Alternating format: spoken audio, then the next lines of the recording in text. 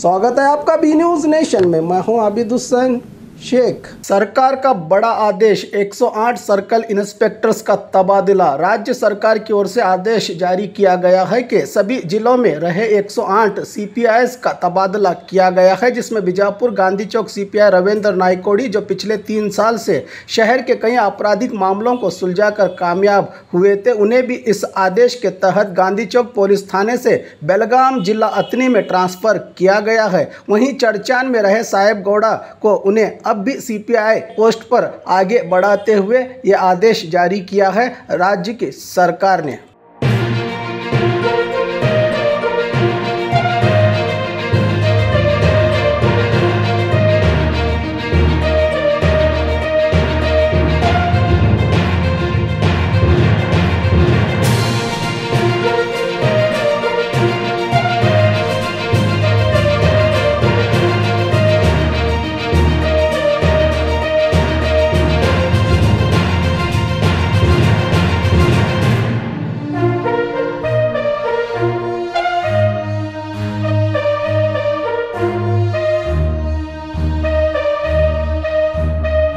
और खबरों के लिए देखते रहिए बी न्यूज नेशन।